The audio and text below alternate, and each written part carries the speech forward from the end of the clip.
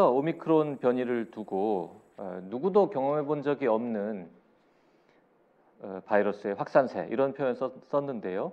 실제로 그 누구도 오미크론처럼 전염성이 높은 바이러스를 경험해 본 적은 아마 없지 싶습니다. 아무리 증상이 심각하지는 않다고 해도 불안감을 잠재우기는 어려운 상황이죠. 하지만 이럴 때일수록 정확한 정보가 필요하겠습니다. 그래서 오늘도 물어보면 무엇이든지 대답해 주실 것 같은 두 분 전문가 모셨습니다. 가천대 예방의학 교실의 정재훈 교수님, 고대 안암병원 감염내과의 김선빈 교수님 모셨습니다. 어서 오십시오. 네, 안녕하세요. 안녕하세요. 네. 정재훈 교수는 아까 그 태국 얘기할 때 아직 소개도 안 했는데 막 중간에 발언을 하고 그러시더라고요. 참을 수가 없었습니다. 중간에 개그 본능을 참을 수가 없어서 들어가게 됐네요. 원래 정재훈 교수도 이제 그 알고 보면은 이제 개그 욕심이 아주 많은 분인데 최근에 이제 되게 심각한 얘기만 하느라고 항상 심각한 이야기를 하고 있죠. 코로나 이 위기가 다 지나고 나면은 언제 저하고 좀 개그 방송 이런 거 개그 듀오로 한번 해보시죠. 괜찮은 것 같습니다. 종합병원 의료진이 무더기로 확진되고 있습니다. 그런데 다들 너무 확진이 많이 돼가지고 환자 돌볼 사람이 없어서 감염이 되어도 그냥 의료진이 계속 환자를 본다는 얘기 들었는데요. 두 분 계신 병원 상황은 어떻습니까, 정 교수님? 일단 저는 학교에서 연구를 하고 있고 병원 일선 진료 현장에 저희가 참여하고 있지 않기 때문에 주변에서 이제 친구들의 단톡방을 보면서 얘도 확진됐대, 얘도 확진됐대 이런 소식들이 많이 들려오거든요. 저도 의대 동기들이 상당히 많고 그다음에 의사 친구들이 이제 꽤 많은 편인데 그 중에서도 확진자가 나온다라는 것을 봐서는 어느 정도는 문제가 있다고 생각이 들고요. 그리고 많은 분들이 이제 종합병원의 의료진들이 확진되는 상황에 대해서 많이 우려를 하고 계시는데 그것만큼 개인 의원에서 확진되시는 분들의 비율도 꽤 높거든요. 특히 이비인후과라든지 내과라든지 가정의학과처럼 호흡기 환자를 진료하시는 분들이 있으실 텐데 그분들이 확진되는 사례가 꽤 늘어나고 있다는 것은 그만큼 유행이 심각해지고 있다라고 봐야 될 것 같습니다. 최근에 그 이비인후과 의사 두 분이나 환자 진료하다가 감염되어가지고 결국 돌아가셨다는 뉴스도 봤었는데요. 의료진들의 감염도 점점 상황이 안 좋아지는 것 같습니다. 고대 안암병원은 어때요? 저희도 원내 이제 직원 확진자도 늘어나고 있고, 그리고 이제 간병하시는 분들도 확진이 좀 되고 있는 상황이고요. 아직까지 저희 병원은 그래도 그 직원들 격리 기간을 단축하진 않았는데 여러 다른 대학병원에서 이제 직원이, 그러니까 특히 의료진이 다수 확진된 곳에서는 그런 격리 기간을 단축하는 것을 고려해 보는 것으로 제가 알고 있습니다. 네. 어제부터 노바백스 백신이 드디어 접종이 시작이 됐습니다. 시민들 관심이 굉장히 큰 것 같습니다. 정부에서는 불안감에 접종을 미룬 미접종자들의 접종률이 올라가기를 기대하고 있는 것 같은데 이런 기대를 하게 되는 이유는 노바백스 백신이 화이자나 모더나보다 부작용이 적기 때문입니까? 아니면은 그냥 우리가 알고 있는 방식으로 만들었다 그 사실 때문입니까? 백신 접종이 진행이 되면서 이상 반응에 대해서 많은 이야기들이 있었고 그중에 낭설도 있고 과학적으로 검증되지 않은 이야기도 있지만 하지만 국민들께서 가장 많이 믿고 계신 이야기들 중에 하나가 화이자 백신이나 아스트라제네카 백신이나 모더나 백신은 과거에 사용되지 않았던 형태였기 때문에 어떠한 이상 반응이 생길지에 대한 데이터가 없다라는 논리에 대해서 많은 국민들이 불안감을 가지고 계시거든요. 그런 면에서 본다라면 노바백스 같은 경우에는 과거에 많이 사용하던 플랫폼이었고 그 플랫폼으로 여러 가지 접종이 이루어진 상태였기 때문에 노바백스는 데이터가 없다라고 하더라도 기전상으로 보면 과거에 쓰던 거니까 조금 더 안전하지 않을까에 대한 그런 믿음을 가지고 계신 분들이 조금 있다고 생각을 하고요. 그리고 특히 이제 지금 많이 접종이 이루어지고 있는 mRNA 백신에 대해서 여러 가지 장기적 이상 반응이나 아니면 알려지지 않은 이상 반응이 있다라는 것을 주장하시는 분들이 있거든요. 그런 분들의 불안감을 덜어드리기 위해서는 노바백스가 저는 도움이 될 수 있다라고는 생각을 하는데요. 그런데 반대로 생각을 해보면 화이자 백신 같은 경우에는 이때까지 인류 역사상 개발된 백신 중에서 단시간에 가장 많은 접종이 이루어진 백신 중에 하나고 가장 가혹한 안전성에 대한 모니터링을 통과한 백신 중에 하나거든요. 하지만 노바백스는 지금 사용돼서 접종을 한다면 우리가 말하는 그 리얼월드 데이터가 아직 부족한 상태이기 때문에 실제 접종했을 때 어떠한 이상 반응이 생길지에 대한 데이터는 임상시험에 대한 결과밖에 없는 상황이라서 저는 어떤 백신을 선택을 해도 기본적으로 임상시험은 거친 백신이기 때문에 어느 정도의 안전성은 확보가 되어 있다고 생각을 하지만 전체적인 데이터의 양을 본다라면 화이자 백신이 훨씬 더 데이터가 많다. 이 정도로 설명드릴 수 있을 것 같습니다. 그러니까 노바백스 백신이 실제로도 안전하다라는 증거는 아직 없는 거죠, 사실은. 현재까지 이제 그 노바백스 관련해서 임상 상상 진행한 이제 연구 결과를 좀 살펴보면요. 이 영국과 이제 미국의 임상 시험을 봤을 때 영국에서 15,139명 중에서 백신군의 44명, 0.6%, 그리고 대조군의 44명, 0.6%에서 중대한 이상 사례가 발견이 되었는데 중대한 약물 이상 반응은 심근염, 이제 가장 많이 걱정하시는 거는 한 건으로 보고가 되었고 임상 그런 자료 제출 시점에서는 회복이 되었다고 합니다. 그리고 미국 임상 시험에서도 모든 등록 대상자 29,000여 명 중에서 백신군의 0.9%, 그리고 대조군의 1%에서 중대한 이상 사례가 보고가 되었는데요. 중대한 약물 이상 반응은 혈관 부종 등 4명에서 보고가 되었고 역시 임상시험 자료 제출 시점에는 회복이 되었거나 회복 중이었다고 합니다. 그래서 이제 정재용 교수님이 말씀하신 것처럼 리얼월드 데이터는 아직 없고 임상연구에서의 데이터지만 기존에 이제 보고된 그런 백신과 그런 큰 이상 반응은 조금 아주 중대한 이상 반응은 조금 낮게 보고된 상태이고 그에 이제 국소 이상 반응이라든지 그런 일반적인 이상 반응은 기존의 mRNA 백신이라든지 그런 아데노바이러스 벡터 백신과 거의 차이가 없는 것으로 확인이 되고 있습니다. 네. 노바백스 백신이 조금 더 안전할 것이다, 부작용이 적을 것이다라고 생각하시는 국민들이 많으면 그냥 일단 그런 걸로 치고 넘어가도 나쁘진 않을 것 같습니다. 네, 그렇게 말씀드리는 게 소통의 측면이나 접종률을 높이는 측면에서는 전 도움이 될 수 있다라고는 생각을 하는데요. 그래도 과학자는 근거 기반으로 말씀을 드려야겠죠. 그래서 노바백스의 플랫폼을 봤을 때에는 과거에 사용했던 플랫폼이기 때문에 알려지지 않은 이상 반응이 나올 가능성이 그렇게 높아 보이진 않지만 반대로 알려지지 않은 이상 반응이 뭐 화이자 백신처럼 수억 도즈에서의 검증된 정도까지는 아니다. 그 정도로 이해하시면 될 것 같습니다. 네. 노바백스 백신 관련 질문들이 지금 쭈루룩 여러 개 나왔는데요. 노바백스 일반인 3차 접종 언제쯤 가능할까요? 누가 맞는 건가요? 1, 2차 못 맞은 사람만 맞는 건가요? 이런 질문들이 계속 올라오고 있는데요. 네네. 지금 정확하게 누가 대상입니까? 첫 번째로는? 이제 가장 우선적으로는 18세 이상 성인 미접종자, 그러니까 기초 접종 1, 2차에 사용이 되었고요. 그리고 이제 2차 접종에서 이제 뭐 그런 백신에 의한 금기라든지, 그러니까 여기서 금기라는 것은 맞고 나서 이제 심각한 아나필락시스가 발생을 했거나 아니면 혈소판 감소증 증후군이 발생을 했거나 오세혈관 증후군, 그리고 이제 그런 심근염 등에 의해서 연기 사유가 발생했던 분들은 그런 3차 접종을 이것으로 하실 수가 있고요. 그리고 이것도 지금 일반 국민도 2월 14일부터 다음 달 6일까지는 한시적으로 카카오톡이나 네이버 접종 당일 예약을 통해서 그 위탁기관 1200여 곳에서 접종을 하실 수 있고 대신 당일 접종이고요. 오는 21일부터는 사전 예약을 한 뒤에 다음 달 7일부터는 이제 그 예약을 해가지고 위탁 의료기관에서 12,900곳에서 접종을 할 수 있다고 합니다.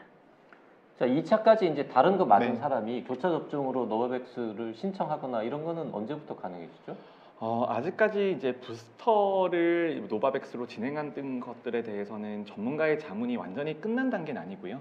지금의 접종에 대한 정책 결정이 어떤 식으로 이루어지냐 하면은 일반 질병관리청이나 아니면 예방접종관리추진단에서 안을 내게 되면 그 안에 대해서 전문가의 자문위원회를 한번 거치게 되고 그 자문위원회의 결과를 바탕으로 예방접종심의위원회에서 최종 결정하는 단계를 거치게 되는데 거기에 있어서 판단의 중요한 요소는 거기에 판단을 할 만한 데이터가 있냐입니다. 그런데 노바백스 백신을 부스팅으로 사용하는 것들에 대해서는 당연히 이론상으로는 충분한 근거가 있지만 그런 것들을 지지할 만한 추가적인 데이터가 있냐 없냐에 대한 여부가 아직까지는 완전하지 않기 때문에 저는 최소한 2달에서 3달 정도는 더 걸리지 않을까라는 생각이 들고요. 또 하나가 지금 오미크론 변이에 대해서 그 백신 접종 정책들이 추진이 되고 있는데 화이자 백신이나 모더나 백신 같은 경우에는 3회 접종이나 4회 접종이 오미크론 변이에 대해서 어느 정도의 효과를 보일 것으로 예상이 되는지 또는 효과를 보이는지에 대한 데이터가 충분히 나와 있거든요.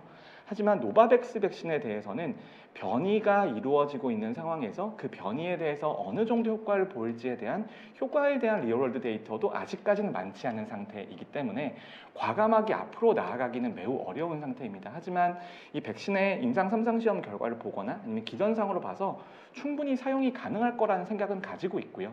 그런데 지금의 유행 상황이라고 하는 것이 가장 검증이 되고 데이터가 있는 것들부터 사용하자라는 주의로 나아가고 있다는 거죠. 아직까지는 결정 안 된 상황이 많은 것 같습니다. 삐약이님, 1차 화이자 맞고 2차를 노바백스로 맞을 수 있나요? 이런 질문 주셨는데 아직 결정이 안 났다는 거고요. 아직까지는 권고하진 않고 있고요. 하지만 기전상으로 봤을 때에는 1회 접종 후에 화이자 백신에서 이상 반응이 생길 경우에는 나머지 노바백스로 바꿔서 접종을 해드리고 있잖아요. 그 말은 다른 말로는 1회 접종 화이자, 2회 접종 노바백스여도 충분히 효과가 나올 수 있다는 의미입니다. 하지만 그 효과가 어느 정도 나오는지에 대한 데이터가 아직까지는 축적되어 있지 않다. 이렇게 이해하시면 될 것 같습니다. 네, 푸푸린님은 1차 접종 때 아나필락시스가 왔던 사람이 노바백신을 맞을 수 있느냐, 노바백신 맞고서도 부작용이 올 수 있느냐 이런 질문 주셨는데요. 이건 어떻습니까? 네, 사실 이제 부작용은 아무도 이제 예측할 수는 없는 상황이라서 이제 맞으실 수는 있는데 또 그런 아나필락시스가 발생을 할 수도 있습니다. 하지만 이제 기존의 mRNA 백신 관련해서 이제 아나필락시스가 발생했던 경우는 이제 그 백신의 겉면을 싸고 있는 그 인지질에 이제 폴리에틸렌 글라이콜이라는 그 피즈라는 물질의 그런 이상 반응을 보이는 경우에 이제 그런 게 발생하는 게 있었는데요. 노바백스에서는 이제 그 물질이 포함되지 않아서 그런 면에서는 조금 이상 반응이 적지 않을까 기대는 해볼 수 있지만 사실 이제 몸 안의 면역 반응이라는 것은 예측할 수 없는 부분이 많기 때문에 100% 안전하실 거라고 말씀드리긴 좀 어렵지만 그래도 기존의 백신보다는 조금 나을 수도 있을 것 같습니다. 네, 저희가 아까 의료진도 확진이 많이 되고 있다. 아파도 병원 가서 환자를 진료한다 이런 소식 전해드렸더니 두 가지 상반된 댓글이 달렸는데요. 루루팡님은 아이고 세상에 그러시군요. 의료진들 고맙습니다. 아파도 일해야 한다니 이런 댓글 주셨는데 호두과자님은 병원도 못 가겠네. 확진자 의사에게 진료해야하니. 네, 걱정되는 네. 거는 이해가 되는데요. 지금 그 확진이 되어도 며칠 지나고 근데 이렇게 감염력이 없는 것으로 추정되는 사람만 진료하는 거잖아요. 네, 저희 병원에서는 아직 그렇게 확진된 의료진이 이렇게 마스크를 쓰고 일하는 상황까지는 아직 되진 않았지만 제가 듣기로는 몇몇 의료기관에서는 워낙 직원 확진자 수가 많이 나와서 이제 그 마스크, 그러니까 백신을 이렇게 완전 접종하는 경우에 한해서 그리고 이제 그런 바이러스 농도가 좀 낮은 경우에 한해서 마스크를 쓰고 일해보지 않을까라는 생각을 한다는 얘기는 들었는데 그 실제로 현장에서 적용하고 있는지는 제가 확실히는 알아보지 못했습니다. 네. 자가진단 키트 얘기를 좀 해보겠습니다. 아까 뭐 사기꾼도 등장했다고 하는데 일단 구하기도 힘들고 무엇보다도 이제 정확성이 떨어진다는 인식 때문에 다들 좀 못 믿는 것 같습니다. 불안해하시기도 하고 불만도 많으시고 두 분은 자가진단 키트에 대해서 어떻게 보세요? 뭐 사실 정 교수는 예전부터 이 얘기 할 때 네. 굉장히 부정적인 얘기 많이 했었는데 그때는 또 지금하고 상황이 달라가지고요. 지금 네. 현재는 어떻게 봐야 될 것 같습니까? 저는 자가진단 키트에 대해서 매우 양가 감정이 심해요. 애증의 존재라고 볼 수 있는데요. 자가진단 검사 같은 경우에는 그 진단 검사가 분명한 가치를 지닐 수 있는 순간들이 있고 그 순간에 대해서는 어쩔 수 없이 자가진단 검사를 쓸 수 있는 환경이 된다라면 저는 그때는 써야 된다라고 생각을 하는데요. 안타깝게도 지금의 상황이 점점 그런 쪽의 상황에 다가가고 있습니다. 그리고 자가진단 검사라고 하는 것이 기본적으로 검사의 성능이 떨어지지만 이 검사의 성능이 떨어지는 것도 그나마 성능이 유지가 되는 영역들이 있거든요. 그게 증상이 있거나 증상이 진행되는 사람들을 대상으로 검사를 했을 때에는 그래도 어느 정도의 성능이 보장된다라는 것인데요. 근데 이게 어떤 것이랑 맞물려 있냐면 방역 정책의 패러다임 전환과도 저는 맞물려 있다라고 생각을 합니다. 우리가 이때까지 사용했던 방역 정책이 확산을 최대한 억제하는 방향으로의 방역 정책이었거든요. 그렇다면 최대한 정확한 진단 검사를 해서 숨겨져 있는 감염자들을 다 찾아내서 그 감염자로 인한 전파까지 차단하는 그런 효과를 누리던 시대의 방역 패러다임에서는 PCR 진단 검사가 매우 중요한 수단이었지만 지금은 2월 초부터는 우리나라의 방역 정책의 패러다임 자체가 완전히 피해를 완화하는 전략 쪽으로 넘어가고 있기 때문에 그런 상태에서는 증상이 있는 사람들을 최대한 빨리 검사를 해서 그분들이 중증으로 넘어가지 않게 하거나 경구용 치료제를 빨리 투약할 수 있게 하는 목적으로 진단 검사가 활용이 되는 거거든요. 근데 그런 목적이라면 전 자가진단 검사 키트가 충분히 가치가 있을 수 있다고 생각을 하고요. 그리고 또 하나의 현실적인 이유인데 이제 우리나라는 PCR 진단 검사에 있어서 양성률이 너무 높아지기 때문에 우리나라가 PCR 진단 검사를 유지해왔던 큰 근간 중에 하나가 취합 검사였거든요. 풀링 검사였습니다. 그런데 풀링 검사도 검체 양성률이 너무 높아지게 되면 5검체를 모아서 한꺼번에 검사를 했는데 그 중에 한 검체라도 양성이면 다시 그 풀링을 풀어서 5번 검사를 해야 되거든요. 그런데 그 어떤 그 특정 한계가 있는데 그 한계가 지금은 넘어서고 있는 상황이라서 PCR 진단 검사 체계가 유지가 어렵다라면 어쩔 수 없이 이런 식으로 검사 체계를 계속해서 조금 싸고 간편하지만 성능이 떨어지는 검사로 바꿀 수밖에 없는 상황이라는 거죠. 그 지금 풀링 검사 되게 간단하지만 사실 처음 들으시는 분들은 되게 복잡한 산수라서 이해가 잘 안 가실 수도 있을 것 같은데 옛날에는 가령 5명씩 모아가지고 PCR 검사를 했을 때 한 100묶음 정도, 그러니까 500명쯤을 검사해도 몇 명 안 나오니까. 그렇죠. 그래서 그 혹시 하나라도 양성 나오면은 거기 5명만 검사를 하면 됐는데 지금은 예를 들어서 한 100뭉치를 하면은 한 10뭉치쯤 나와버리면 그 50명을 다 새로 또 해야 되니까 비효율적이다 지금 현재 상황에서는 뭐 이런 느낌인 거죠. 이게 저희 세대에서는 고등학교 1학년, 2학년 정도의 수학이었던 것 같은데요. 중학교 수학 아닙니까? 확률과 통계니까 한 그 정도였던 것 같은데요. 근데 취합 검사가 뭔지부터 좀 설명을 드려야 될 것 같아요. PCR 검사가 워낙에 성능이 좋기 때문에 검체 여러 명의 분을 한꺼번에 합쳐서 검사를 해도 코로나 바이러스를 찾아내는 능력이 거의 유지가 되거든요. 그래서 우리나라는 5배 풀링을 하는데 그 5배 풀링이라고 하는 것이 검체 5개를 한꺼번에 섞어서 거기에서 양성이 나오는지 확인하는 절차인데요. 그런데 그 중에 5개를 섞었기 때문에 양성이 나온다라고 하더라도 그 중에 누가 양성인지는 모르는 거거든요. 그래서 그 검체 5개 중에 1개라도 양성이 있으면 다시 그 풀링을 풀어서 5번의 검사를 다시 반복을 해야 되는데 이게 가만히 생각해 보면 역확률입니다. 역확률. 그래서 지금은 검체마다 양성률이 10% 정도 되거든요. 그러면 0.9에 5승이 되는 거예요. 생각보다 확률이 굉장히 높아지게 되면서 절반 이상의 검체는 풀링을 해도 어차피 다시 풀어서 검사를 해야 되는 거기 때문에 풀링의 효능이 많이 떨어지는 상태라고 보면 될 것 같고요. 그리고 지금도 양성률이 앞으로도 계속 높아질 거기 때문에 이제 PCR 진단 검사가 풀링을 하게 되면 거의 3배, 4배 정도 역량이 높아지는 상황이었는데 거기까지가 기대하기가 어렵기 때문에 지금은 신속 항원 검사로 다 넘어가고 있는 것이죠. 네. 0.9에 5승 이런 얘기 참 오랜만에 듣는데 자가진단 키트를 어쨌든 이제 많이들 좀 이제 확보를 하셔가지고 불안해서 너무 자주 하시는 분들도 있던데 이건 얼마에 한 번 정도 하는 게 제일 적절합니까? 굉장히 바보 같은 질문인 것 같긴 한데요. 네. 얼마에 한 번 한다고 딱 정하기는 어려울 것 같고 이제 그런 주변에 가장 이제 그런 그러니까 확진자가 있어서 본인이 밀접 접촉자인 경우 그리고 이제 어떤 증상이 있는 경우에는 좀 확인 차원에서 해보시면 좋을 것 같은데 유념하실 게 이게 자가 항원 검사는 이제 기존에 저희가 PCR이라든지 의료기관에서 하는 신속 항원 검사와 다르게 거기 이제 비인두에서 하기 때문에 굉장히 깊은 곳에서 검체를 채취하는 반면에 집에서 하는 이제 자가 항원 신속 검사는 코 위에서 1, 2cm에서만 하기 때문에 바이러스 검출률이 굉장히 낮고 실제로 이제 민감도가 50% 미만인 것으로 확인이 되고 있기 때문에 이제 그 자가 항원 검사에서 음성이 나왔다고 하면 본인이 이제 그런 관련된 증상이라든지 아니면은 밀접 접촉자와의 그런 이력이 있다든지 아니면 고위험군이신 분은 꼭 그런 PCR 검사를 확인해 보시는 것을 권해드리고 싶습니다. 네. 이 민감도하고 특이도하고 둘 중에 하나라도 좀 높으면 참 좋겠는데 이 자가 진단 키트는 둘 다 낮아서 좀 효능이 많이 떨어지긴 하는데요. 민감도는 50%인데요. 특이도는 100%. 100%라고요? 네, 아니면 이제 아닌 걸로.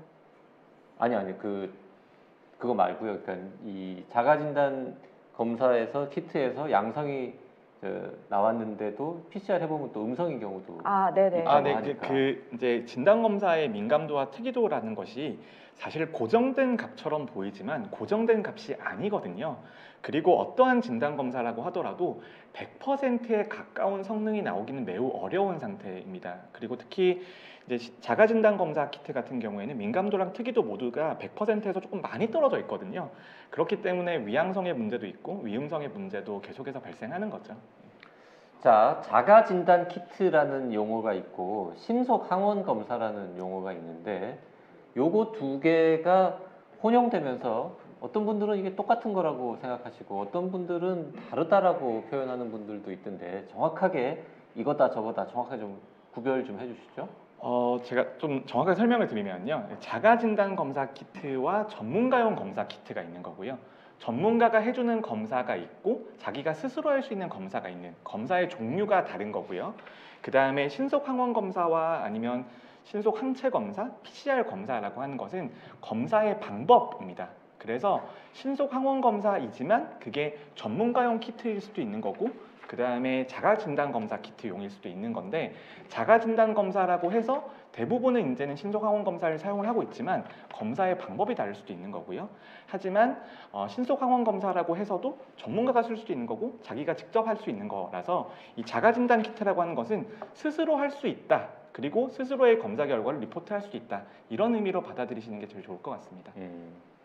어쨌든 뭐 이해는 했어요. 자가 진단 키트냐 전문가용이냐 네. 본인이 하느냐 누가 전문가가 네네. 해주느냐라는 거고 신속 항원 검사냐 PCR이냐 이거는 이제 방법의 차이인데 현재는 PCR을 뭐 집에서 하는 경우는 없으니까 PCR은 PCR이고 네. 신속 항원 검사 중에서 병원에서 하는 거가 있고 집에서 네. 본인이 하는 게 있고 지금 이렇게 세 가지가 현존한다고 보면 되는 거죠. 네, 그렇습니다. 근데 자가 진단 키트는 코에서 조금만 들어가서 이렇게 네네. 예. 그리고 실제로 이제 그 대한진단검사의학회에서도 얘기한 것은 이제 신속항원 검사가 민감도가 50%가 좀 안 된다라고 얘기를 했는데 자가 검사 키트는 그보다 훨씬 낮은 20% 내외인 것으로 확인이 돼가지고 이제 본인이 해서 음성이라고 하더라도 의심되는 증상이 있거나 주변에 이제 밀접하게 접촉한 그런 이력이 있으시면 꼭 정밀 검사를 받아보시는 것을 권해드리고 싶습니다. 네, 그렇긴 한데 지금 PCR 검사를 웬만하면 또 병원에서는 안 해주니까 네네. 보건소 가서 줄 서야 네네. 되고 이 추운 네, 날 좀 그런 어려움이 있습니다. 여러 가지로 힘듭니다. 자, 어쨌든 지금 이 코로나 오미크론의 대유행이 어디까지 갈지 언제 정점에 도달해서 내려갈지 아무도 모르는 상황이긴 한데요. 정재훈 교수가 사실 전공이 이제 이거 아닙니까? 네네. 뭐 수학적 모델링 이런 어려운 얘기 하시던데 얼마 전에 그 그림 그려서 저희한테 보여주신 적이 있는데 그 그림 다시 보면서 얘기를 해보겠습니다. 저 그림 보면은 지금 노란색 칠해진 거가 이제 현재까지 네네. 실제로 발생한 거를 이제 표시한 거고, 이거 무슨 저 한라산 등반하는데 이제 한 반 왔나 이러고는 지도 보니까는 뭐 반의 반도 안 온 이런 이제 느낌인데요. 뭐 등반 안내소랑 매점 있는 그 정도에 온 거죠, 이제. 그러니까요. 이제 앞으로 저렇게 높은 산을 우리가 올라가야 되는 겁니까? 아니면은 정 교수의 예측이 틀려서 산이 저렇게 높지 않고 그냥 동네 뒷산으로 끝날 가능성도 있는 겁니까?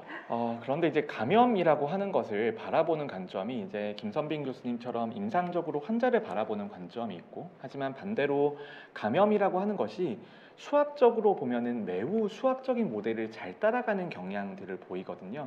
의외로 감염병과 수학이 밀접하게 연결이 되어 있는데 특히 감염병의 유행을 예측하고 확산을 모델링하는 데 있어서는 이 수학적인 방정식을 쓰게 되면 어느 정도는 잘 맞는 경향들을 보이거든요.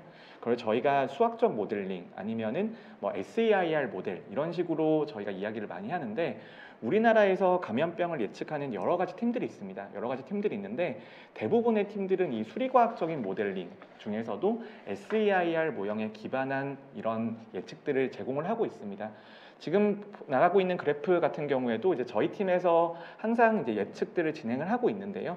저희 팀이 코로나19에 대해서 이런 그래프를 만들어낸 게 거의 이제 한 1년 반 정도 되어가고 있습니다. 그런데 이제 이 예상이라고 하는 것이 해보니까 정말 어렵더라고요. 저도 이제 학위 과정 하거나 레지던트 때 저렇게 어떻게 하는지 배우고 어떤 식으로 적용할 수 있는지에 대한 교육들은 충분히 받았지만 실제로 이제 현실 세계에서 예상을 하는 것들이 얼마나 어려운지를 잘 알게 되었고요. 예전에 보면은 사회적 거리두기 조정에 따라서도 역할이 많이 달라지기도 하고 새로운 변이가 유입되면서도 예측 결과가 달라지기도 하고 그 다음에 백신의 추가 접종이라는 요소도 있고 그리고 추가 접종된 백신이 효과가 감소하기도 하는 여러 가지 정말 많은 요소들을 우리가 경험하면서 예측이 틀린 적도 있었고요. 예측이 잘 맞았던 적도 있었는데 이제는 그래도 코로나19에 대한 예상들을 2년 반 가까이 하게 되면서 예측 모델들이 상당히 정교해지고 잘 맞게 됐습니다. 우리 팀에서 예상하기로는 아직까지는 유행 정점에 도달하려면은 한 달 정도가 남아 있다라고 생각을 하는데요. 그런데 아까 그래프 모양을 보시면 정상 부근에서는 곡선의 기울기가 되게 완만해지잖아요. 그러면 그 박재영 선생님 보시기에 정점을 정말 제일 가운데를 정점으로 찍어주는 게 좋겠다고 생각하세요? 아니면 조금 앞을 찍어주는 게 맞다고 생각을 하세요?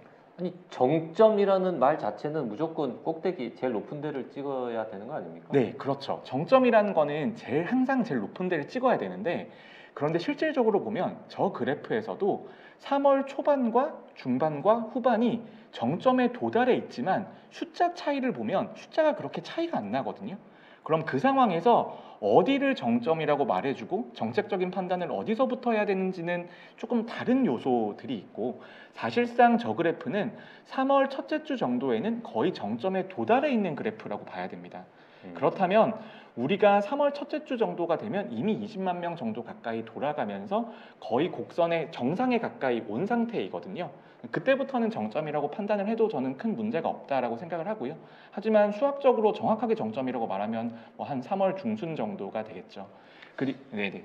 그나마 시청자분들한테 약간 위안이 되는 사실은요. 지금 그래프를 자세히 보니까 오늘 날짜까지 막대기를 그리지 않고 한 일주일 전까지만 그린 거군요, 이게. 이제 공개를 처음 모델을 만들어서 공개해 드렸던 게 일주일 전이고 지금까지 그래프를 맞춰 보고 있는데요. 생각보다 잘 맞고 있습니다. 그러니까 어쨌든 오늘 2월 15일이니까 지금 보고 계신 것보다는 노란색 면적이 약간은 그래도 올라갔다, 네네, 넓어졌다라는 그렇죠. 의미가 되고요. 5만 명 지금 넘어갔죠 이미. 네네. 이 그림 보면은 이제 3월 한 중순 정도 되면은 20만 명도 넘기게 된다라는 건데 정 교수가 사실 지난 2년여 동안 이런 식의 그래프를 여러 번 네네. 그리지 않았습니까? 예측해서 네네. 얼마나 맞추고 얼마나 틀렸습니까? 아니 우리는 지금 이 그래프가 틀리기를 바라거든요. 네. 택도 없이 틀려가지고 정말 동네 뒷산으로 끝나기를 바라는데 하긴 뭐 맞추는 거에 있어서는 맞췄습니다 끝인데 틀리면 또 이제 주절주절한 변명들이 이어지게 되잖아요. 그런데 틀린 적도 많이 있었죠. 그리고 가장 많이 틀렸던 거는 특히 단계적 일상회복 1단계 진행되었을 때 11월 달에 예상했던 결과들은 정책적인 변화의 폭이 너무 크게 되면서 저희 예상보다 훨씬 더 빠르게 올라갔었고 그때 가장 큰 실패를 경험을 했었는데 그때 실패했는데 예상보다 더 많았다라는 거죠? 네. 예상보다 적었던 실패는 없어요? 예상보다 적었던 실패는 없습니다. 예상보다 큰일 적었던 났네, 실패가 이거는. 없는데 근데 이번에 예측에 있어서는 예상보다 적은 실패를 경험할 거라고 저는 개인적으로 생각을 하고 있는데요. 그 이유가 지금의 곡선은 PCR 기반의 진단검사 체계가 유지가 된다라는 가정에서 나오는 겁니다. 저 그래프는. 그런데 지금은 우리가 PCR 진단검사 역량이 모자라기 때문에 지지난주부터 신속 항원검사 체계로 다 전환이 됐거든요. 그래서 실제로 저거보다 찾아낼 수 있는 감염자의 비율은 훨씬 더 줄어들 수밖에 없는 상황이고요.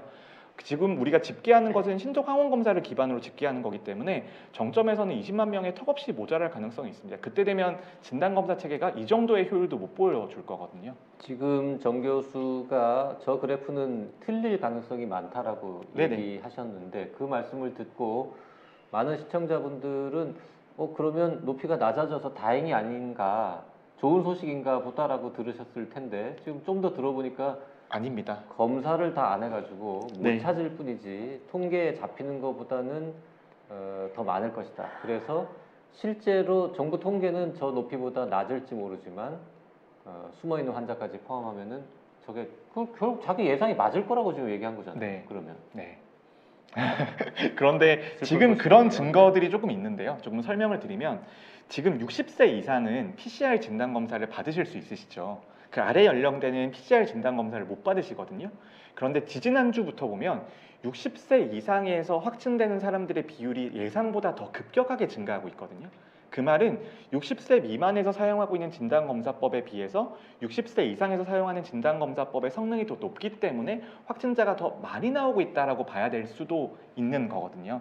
그런 여러 가지 요소들을 좀 고려를 해보면 지금 이번 주 이제 지난주에 한 4, 5일 정도까지는 어느 정도 과소 추정되는 결과들이 잡혀 있다라고 볼 수 있을 것 같고, 그 다음에 이제 오늘은 아마 확진자가 정말 많이 늘어나게 될 텐데, 화요일이니까요.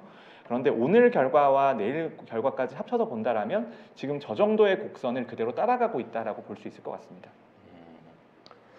자, 지금 퐁퐁님 태국 관련 기사 얘기할 때는 기분 좋았는데 그래프 보고 우울해졌다. 호두과자님도 믿고 싶지 않아요. 새우맘님도 믿어지지 않습니다. 한숨 나오네요. 푸푸리님 희망적인 얘기 좀 해주세요. 3월에 계약인데 뭐 등등등 많은 분들이 정 교수님 예측이 빗나가기를 간절히 바란다는 댓글 주셨는데요. 우리나라의 오미크론이 지금 특별히 감염력이 높은 게 아닐 거 아닙니까?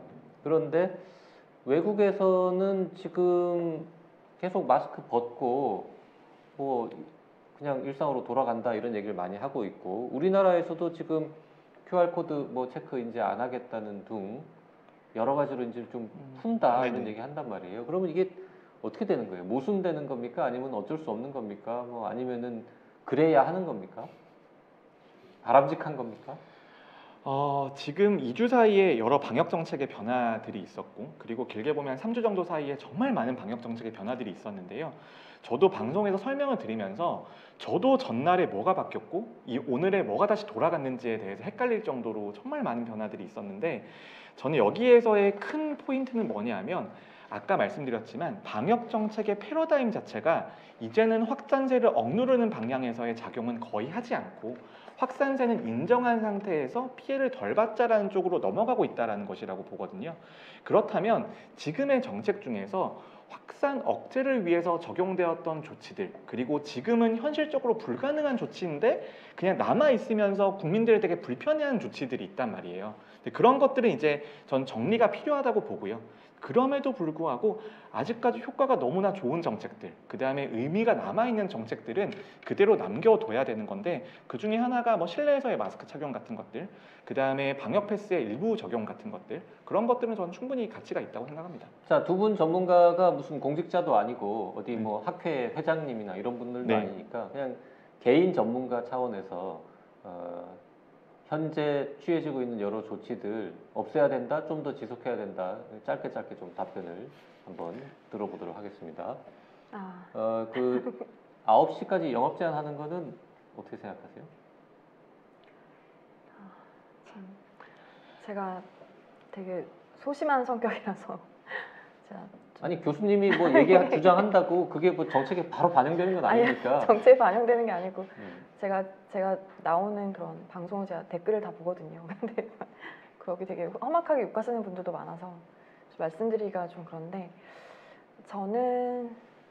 사실 저는 인원 제한보다는 그 시간을 제한하는 게 더 효과는 있었다고 생각을 하거든요. 왜냐하면 아무래도 이제 저도 모임을 하는 입장이고 대부분의 분들이 이제 그 시간이 이렇게 늘어나면 이제 모임을 가질 생각을 하는데, 이제 9시 정도를 하면 그냥 뭐 몇 번 한 몇 시간 만나고 1차에 끝난다. 네, 1차 끝나고 집에 갈 거나 다음에 보자 이런 식으로 해서 모임이 좀 많이 이렇게 취소되고 좀 그런 게 있는 것 같더라고요. 그리고 이제 대규모 회식이나 이런 거는 더 어렵게 되고 작은 소규모 모임 정도가 되는 걸로 돼서 저는 영업시간 제한이 그런 인원수 제한보다는 더 효과가 있었다고 생각을 하는데요. 네, 질문할 게 많기 때문에 답변을 좀 짧게 해주시면 네. 좋을 것 같은데 어쨌든 김선민 교수님은 제 개인 6명 9시는 조금은 더 유지해 보자라는 의견이신 저는 거죠? 그렇게 생각합니다. 정 교수님은요? 저는 항상 일관된 입장인데요. 풀 수 있을 때는 풀어야 된다고 생각을 하고, 그리고 특히 영업시간 제한 같은 것들이 방역만 바라볼 수 없잖아요. 그래서 타격을 받는 소상공인 자영업자들이 계시기 때문에 저는 의료 체계가 버틴다는 확신만 있다라면 전 충분히 완화하는 방향으로 갈 수 있다고 봅니다. 한 12시 뭐 10명 이렇게 해도 됩니까? 이제 그게 단계에 있어서 저는 너무 한꺼번에 많이 풀게 됐을 때 어떤 문제가 생기는지를 작년 11월에 처절하게 경험했다고 생각을 하거든요. 그래서 완화하는 방향으로 가지만 완화의 속도나 시그널에 있어서는 매우 신중할 필요가 있는 거고, 그 신중할 필요가 있다라고 하는 것이 이제 9시에서 10시, 10시에서 12시 이런 식으로 중간에 몇 가지의 단계만 둬도 훨씬 더 신호 관리라는 측면에서는 도움이 될 거거든요. 저는 그래서 이제 한 2단계에 걸쳐서 점차 영업 제한 시간을 없애는 방향으로 접근하는 게 제일 좋다고 생각합니다. 그 많은 시민들이 이런 얘기 하더라고요.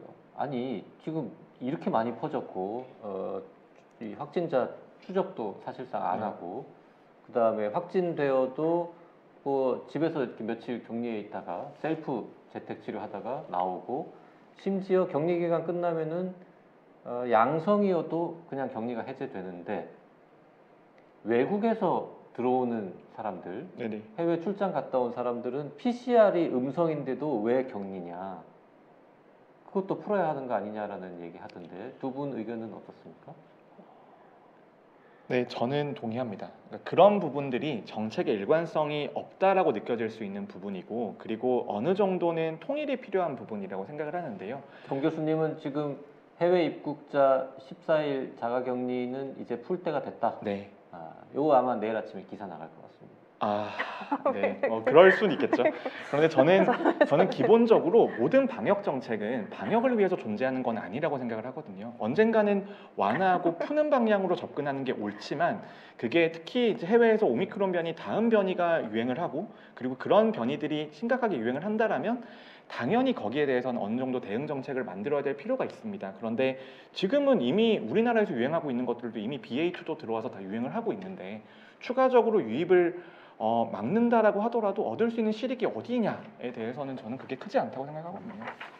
그 해외 여행 계속 못 가게 네. 해서 외화를 좀 아끼려는 정부의 큰 뜻이 있는 거 아니냐 뭐 이런 농담까지 하던데 김 교수님은 그 해외에서 들어오는 사람들 격리 문제는 언제까지 유지해야 된다고 보세요?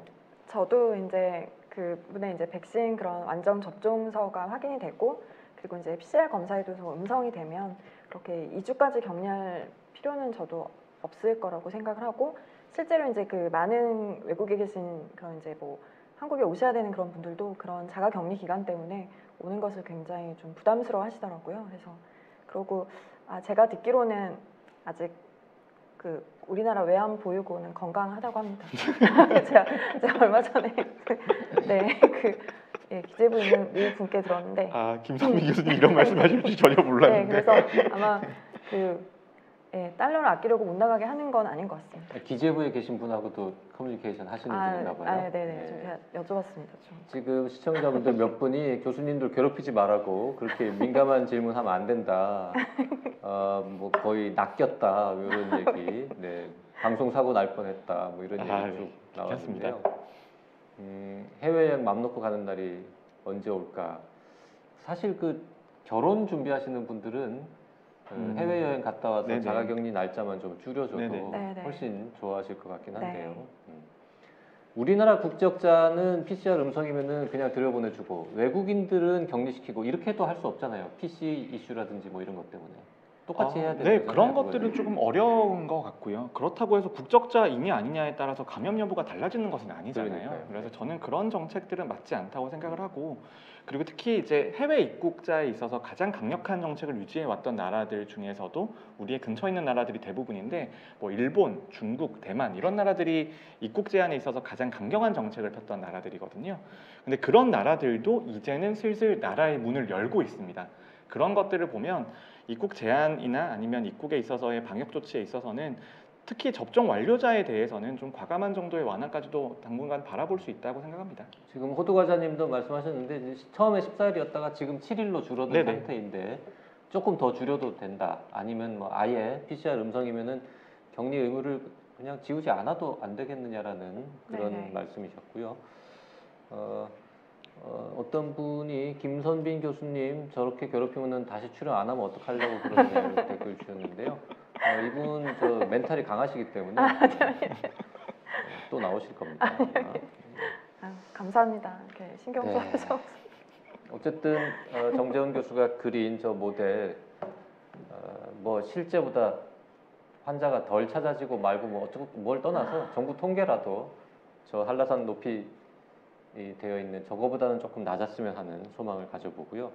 저 피크에 도달하는 날짜도 조금 빨리 오면은 더 좋겠다 뭐 이런 생각도 해봅니다. 네. 자, 잠시 이제 좀 다른 얘기 해보겠습니다. 우리한테는 아직 먼 얘기입니다만 점차 마스크를 벗는 나라들이 이미 있다는 소식 많이 듣고 계실 겁니다. 이 시간에는 방역 조치를 완화하고 있는 프랑스를 연결해서 현지 상황 어떤지 들어보겠습니다. 현재 프랑스 파리에서 유학하고 계시는 정수현님을 연결해 보겠습니다. 정수현님 나와 계십니까? 아, 네, 안녕하세요. 프랑스 파리에서 유학 중인 정수연이라고 합니다. 네, 반갑습니다. 거긴 지금 몇 시죠? 여기 지금 12시입니다. 낮 12시요? 네네. 네. 저희는 얼굴 뵙고, 줌으로라도 얼굴 뵙고 말씀 나누고 싶은데, 뭐 오늘 아침에 화장을 안 하셨는지, 네, 얼굴 공개는 안 하는 조건으로 저희가 지금 연결이 되어 있고요. 근데 또 사진은 공개하셨습니다. 지금 하단에 나와 있는데, 아, 네. 네, 사진만 지금 공개되어 있습니다. 파리에서는 무슨 공부를 하고 계십니까? 아, 네, 저는 성악을 전공하고 있고요.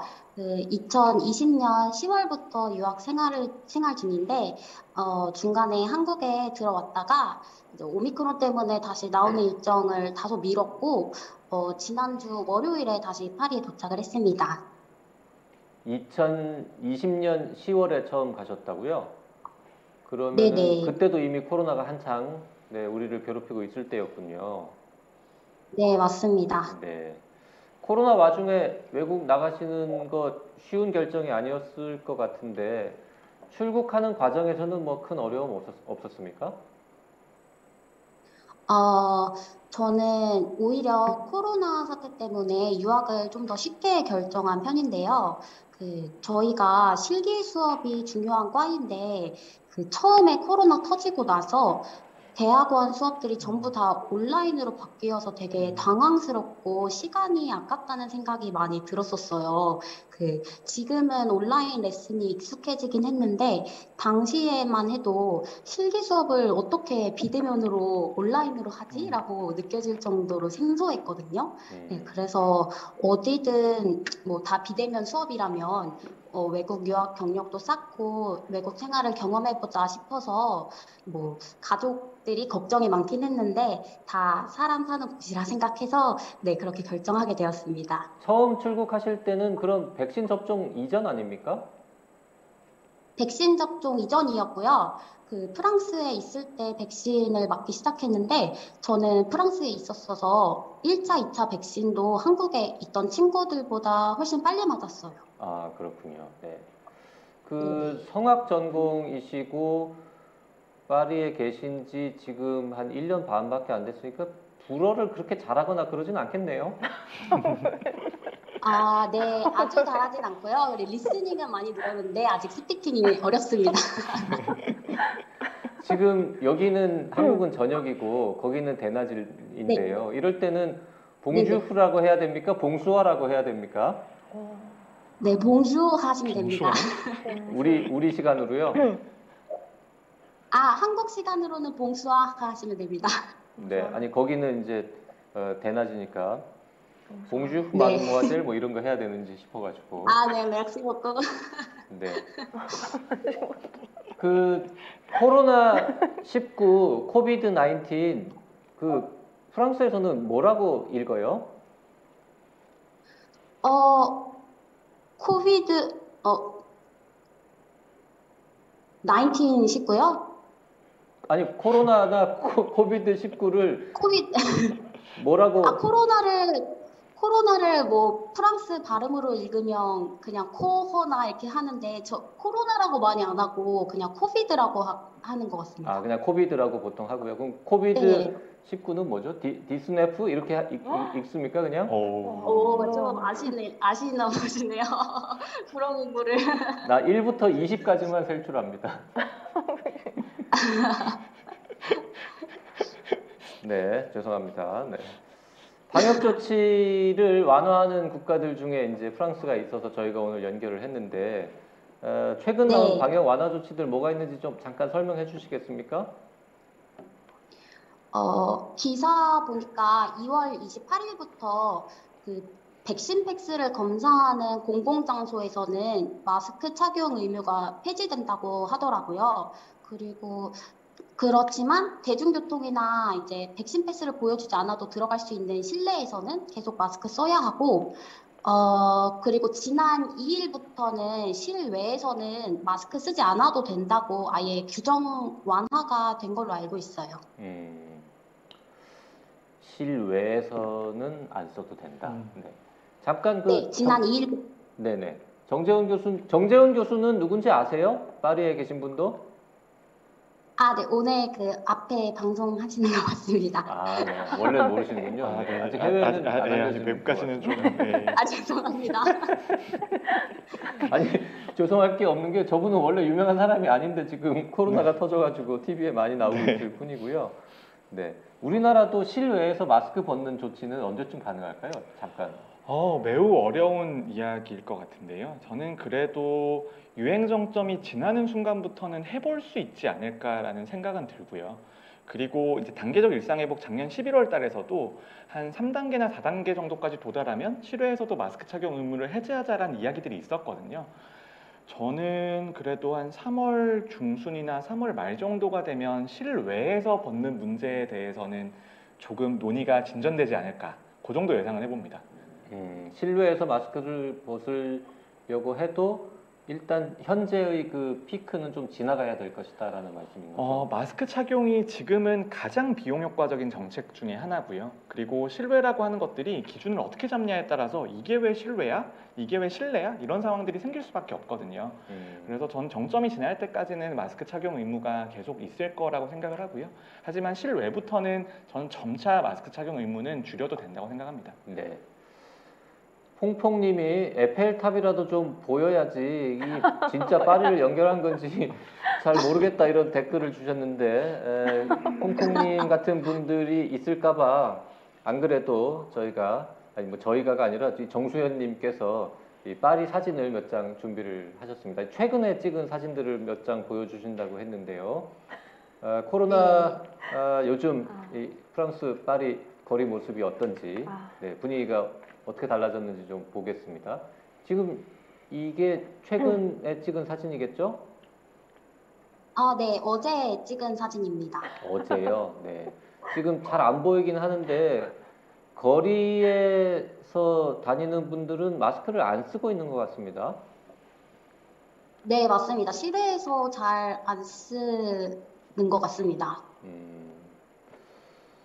원래 한 몇 주 전만 해도 실외에서도 다 쓰고 다녔나요? 아, 제가 지난 월요일에 도착을 해서 몇 주 전은 모르겠는데 왔을 때부터 실외에서 다 벗고 다니고 있더라고요. 네. 네, 한국으로 잠깐 다니러 오시기 전에는 다 쓰고 다녔다는 얘기죠, 그래도? 아, 네, 그때는 다 쓰고 다녔습니다. 네. 다음 사진 좀 볼까요? 여긴 어디입니까? 아, 근데 사실 저한테 사진이 안 보여서. 아, 안 보이시는구나, 지금. 네. 네, 무슨 사진이 나온지 모르겠습니다. 네. 요거는 아마 오르세 미술관을 네. 찍은 사진을 저희가 보고 있는 것 같은데요. 아, 네네네. 오르세 미술관 지난 토요일에 다녀왔었는데요. 네. 그 미술관들이 제가 갔을 때 처음 당시에는 아예 폐쇄되어 있다가 한 21년도 하반기쯤 되니까 풀려서 가볼 수 있었고, 그때는 사람이 정말 없었거든요. 뭐 루브르도 그렇고 오르세도 그렇고 다 그랬는데 지난 토요일에 가보니까 사람이 바글바글해서 확실히 상황이 많이 변한 것 같았습니다. 네. 오르세 미술관 사진 보니까 가고 싶네요. 네. 다음 사진 좀 볼까요? 요것도 어디 미술관인 것 같은데, 네, 미술관 사진을 여러 개 보내주신 거죠? 아마 그런 것 같아요. 네, 미술관 사진이. 서점 같은 것도 보이는데. 아, 네네. 미술관 안에 있는 그 기념품점 같은. 저 실내에서는 많이들 쓰고 있네요, 마스크를. 네, 실내에서는 대부분 다들 잘 착용하고 있는 편이에요. 구리구리 S님께서 기차역인가? 라고 댓글을 달아주셨는데 오르세 미술관은 원래 기차역이었던 곳을 개조해서 미술관으로 만든 곳이니까 구리구리님의 네. 눈은 아주 예리한 거 맞네요. 네. 김선빈 맞습니다. 교수님 가봤습니까? 오르세? 아, 저 오르세는 못 가보고 루브르만 제가 네, 못 가봤다고 하면 되지 뭘 루브르는 가봤다고 굳이. 혹시 패키지로 다녀오셔서 아, 네. 오르세가 포함이 안 되신 건 네, 아니시죠? 제가 패키지로 다녀오느라 그 모나리자를 주변에 아무도 없이 네. 혼자서 감상한 경험도 있다고 들었는데요. 그거는 언제였습니까? 아, 그게 21년도 한 5월쯤이었는데요. 5, 6월쯤이었는데, 그때 정말 줄 하나도 없고, 그냥 들어가서 바로 앞에서 한참 볼 수 있고, 그럴 정도로 사람이 없었습니다. 거기 뭐 평소 같으면은 진짜 한 100명쯤 모여가지고는 네, 그림을 보는 네, 건지 맞아요. 네, 앞사람 머리통을 보는 건지 이런 상황이었을 텐데 모나리자를 아무도 없이 네. 혼자 보셨다고요. 네. 학교 수업 사진도 몇 개 보내주셨는데요. 아, 학교 어우, 수업도 학교가 엄청 근사하네요. 음대다 보니까 조금 그렇습니다. 코로나 한창일 때는 온라인 수업을 많이 했었고, 뭐 대면 수업이 불가피하게 있을 때는 입구에서 일일이 학생증 확인하고, 뭐 관련자들만 들여보내줬었거든요. 그리고 레슨 받을 때도 한 방 안에 4명 이상 같이 있으면 안 된다 이런 규정도 있었고, 노래하는 학생만 마스크를 벗으라는 지침, 그 교수님들이나 반주자들은 마스크를 쓰고 하라 이런 되게 세부적인 지침이 많았는데 지금은 학교에서 손소독제 하는 거 이외에는 따로 딱히 제한은 없고 그리고 연주 열리면 QR 인증하고 들어오는 거 외부인들 그렇게 받긴 하는데 학교에 아무나 들어올 수 있고 네, 많이 열려 있는 상태입니다. 네. 그 무슨 악기 연주를 공부하는 학생들은 마스크 쓰고도 연습할 수 있을지 모르겠지만 성악 전공하는 네네. 사람들은 마스크 쓰고는 안 되지 않습니까? 되나요? 노래 네, 그래서 부르는 게? 저희도 마스크 벗고 합니다, 무조건.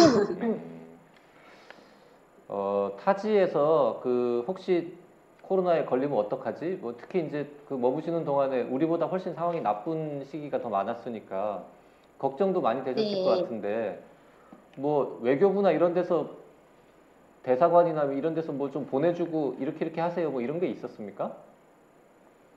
네, 문자로 많이 안내가 오고요. 뭐 위급시 어디로 전화해라 이런 문자도 많이 와요. 그 프랑스에서 막 환자 하루에 몇만 명씩 나오고 할 때 걱정은 크게 안 되셨어요? 조심했는데 이제 걸렸으면 어쩔 수 없다고 생각하고 아프긴 하겠지만 또 낫겠지 이런 생각으로 이제 백신도 그래도 3차까지 다 맞았으니까 약 먹고 이렇게 만약에 혹시 걸려도 약 먹고 격리하면서 이제 남한테 피해 주지 않고 생활하면 되지 않을까 그렇게 생각하고 있습니다. 그 프랑스에 있는 현지에 있는 다른 친구들, 그러니까 프랑스 시민들도 그렇게 생각하는 거예요? 아니면은 거기 있는 사람들은 다 걱정하는데 정수현님만 천하태평으로 그러고 있었던 겁니까? 한국에서도 제가 좀 걱정이 없는 편이긴 했는데 유학 중인 다른 한국 학생분들은 잘 모르겠고요. 이제 근데 프랑스인들 같은 경우에는 최근에 뭐 백신을 꼭 맞아야 되냐 이런 시위도 하고 뭐 그렇다고도 하더라고요. 그래서 이제 그런 여러 가지 상황을 종합해 볼 때 프랑스 상황이 한국보다는 조금 더 이런 코로나 걱정이 덜한 것 같긴 합니다. 네. 지금 저희가 그 수현님 공부하는 학교 사진을 보여드렸더니 시청자분께서 네네. 저게 학교냐 궁전인 줄 알았다 이런 댓글로 남겨주셨네요. 그 QR 인증 아까 말씀 잠깐 하셨는데 그럼 파리에서도 저 한국처럼 뭐 가게에 들어갈 때 식당 들어갈 때 다 이렇게 QR 코드 찍고 이렇게 다녔습니까? 네, 그 식당이나 어디 들어갈 때 QR 인증을 한국에서 하는 것처럼 꼭 해야 되고요. 그게 어떤 사이트에 들어가서 QR 신청을 할 수 있는데 그거를 할 때 이제 뭐 여권이랑 체류증이랑 그 백신 증명서랑 이런 거를 파일을 첨부하면 QR이 이메일로 날라와요. 그럼 이제 그거를 스크린샷을 떠서 들고 다녀도 되고요. 아니면 뭐 어떤 어플에 넣어서 다닐 수 있는 그런 게 있어서 그렇게 사용하고 있습니다. 네. 지금 제 옆에 감염내과 교수님도 한 분 계시고 예방의학 전공하신 정재훈 교수도 있는데 혹시 뭐 궁금한 건 없습니까? 의사 선생님들께서는 코로나 걸리시는 거에 큰 걱정 없으신지, 그리고 혹시 저같이 외국에 나와 있는데 걸리신다면 어떻게 하실 건지 궁금합니다. 네. 걱정은 우리가 걱정이 더 크지 않습니까? 네. 의사들이? 네.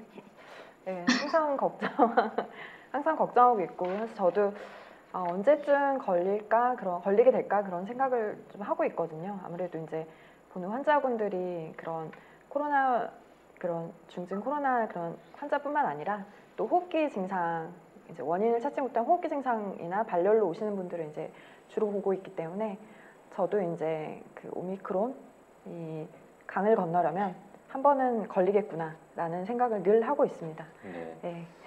외국에 혼자 있는 유학생이 코로나 감염되면 뭘 해야 됩니까? 그리고? 저는 기본적으로 접종이 완료가 되셨다라면 특히 젊고 건강하시기 때문에 특별히 주의하실 사항이 있다라고 생각하진 않는데요. 근데 그래도 항상 재택 치료할 때 중요한 증상 중에 하나가 흉통이 있거나 호흡곤란이 있는 것들이거든요. 그러니까 그런 증상이 있으시게 되면 주변에 이제 다른 병원이라든지 의료시설에서 도움을 받는 게 매우 중요할 것 같고, 그거 말고는 추가 접종이 완료가 되어 있으시다라면 정말 대부분은 경증이시기 때문에 그 정도로 이제 이겨내실 수 있으리라고 생각합니다. 그 종합감기약이나 뭐 타이레놀 같은 거라도 좀 집에 킵해 두시면 그나마 조금 도움이 될 것 같긴 하네요. 네, 그렇습니다. 그 연결을 이제 끊으려고 했는데 자꾸 질문이 댓글로 들어오는데 코로나 때문에 아시안 차별하는 거는 프랑스에서는 심하지 않냐는 댓글을 호두 과자님이 푸푸리님이 주셨는데요. 혹시 뭐 그런 경험 있으세요? 네, 저는 경험은 없는데 작년에 있을 때 그런 일들이 심각한 일들이 많았다고 들었거든요. 지나가다가 그냥 막 어떤 화학약품을 뿌리기도 하고 동양인한테 그런 식으로 네, 차별이 좀 있긴 했습니다. 네. 혹시 그런 걱정되면은 뭐 BTS 티셔츠나 뭐 모자나 이런 거 좀 쓰고 다니시면 좀 낫지 않을까 싶긴 한데 호두 과자님은 프랑스도 재택 치료하는 경우 있냐고 질문하셨는데요. 거기도 환자가 너무 많아서 집에 있는 분들 많죠? 그럴 것 같은데 제가 그 부분은 잘 모르겠습니다. 네네네. 그 외국인이 감염되면은 프랑스 정부에서 치료비는 대주나요? 이런 질문도 해주셨는데 호기심이 굉장히 많으신 분인가 봅니다. 그리니님. 그것도 경험해보진 않아서 모르겠는데, 여기 자체에 가입해야 되는 의료보험이 있거든요. 근데 아마 거기서 되지 않을까 싶습니다. 이분은 지금 걸릴 거라고 생각을 안 하는 거예요. 굉장히 낙천적이고 긍정적인 걱정을 안 하시는 그런 분인 것 같습니다. 정수현님이 확실히 대답할 수 있는 질문 마지막으로 하나만 드릴게요. 성악 공부하신다고 하셨는데 뭐 소프라노, 뭐 알토 그 중에 뭐 하시는 거예요? 네, 저는 소프라노 중에 고음 역대를 담당하는 하이 소프라노 영역에 속합니다. 와. 네. 와. 마음 멋있다. 같아서는 네. 네, 시범을 보여주세요 이런 거 말씀드리고 싶습니다만 네, 자제하도록 하겠습니다. 그 전화 연결 감사드리고요. 공부 열심히 하시고 무엇보다도 건강하게 지내시다가 돌아오셔서 언젠가 하이 소프라노 아름다운 목소리 저희가 들을 수 있게 되기를 기대하겠습니다. 감사합니다. 네, 감사합니다. 네, 지금까지 프랑스 파리에서 성악 공부하고 있는 정수현님 연결해서 현지 이야기 좀 나눠봤습니다. 아이고, 우리도 저 정도만 돼도 살 것 같은데요. 네. 미술관도 좀 열리고 네네. 실내에서는 쓰고 거리에서는 안 쓰고 다니고 이 정도만 돼도 좀 살 것 같은데. 네. 자, 조금 이제 다른 얘기 몇 개만 더 해보겠습니다. 오미크론이 이제 거의 뭐 우세종 네네. 됐는데 델타는 없어진 겁니까? 아니면 있는데 우리가 못 찾고 있는 겁니까? 델타 변이 같은 경우에는 지금 우리나라 기준으로는 한 3% 정도 나오고 있고요. 그리고 3% 정도 나온다라고 하는 것은 대부분의 확진자는 오미크론 변이다라고 가정을 해도 거의 무방한 수준이라고 생각을 합니다. 하지만 이게 완전히 100%로 전환되려면 조금 시간이 걸리는 상황이고, 그리고 델타 변이에 감염되는 경우에는 아무래도 중증화율이 좀 높은 것으로 나와 있기 때문에 여전히 주의는 필요하지만 아마 다음 주, 그 다음 주 정도가 되면 전체 확진자 중에 차지하는 비율이 한 1에서 2% 정도로 떨어질 것으로 예상을 하고 있습니다. 지금 근데 모든 그 검체를 이게 오미크론인지 델타인지 확인을 하고 있는 거예요? 그렇지는 않고요. 전체 검체 중에서 예전에 확진자가 조금 적었던 시절은 최대 3분의 1 정도까지는 그 샘플링을 해서 검사를 하고 있었는데요. 그게 건수가 몇천 건 정도로 제한이 되어 있기 때문에 모든 검사를 다 하기는 어려운 상태이고, 지금은 제가 마지막 들은 것으로는 전체 확진자 중에 10에서 20% 정도까지는 검사를 하고 있다라고 들었습니다. 어쨌든 그걸로 추정할 뿐이지만 97% 정도는 오미크론일 것이다. 네. 다행인 거죠? 델타 비율이 그렇게 낮은 거는?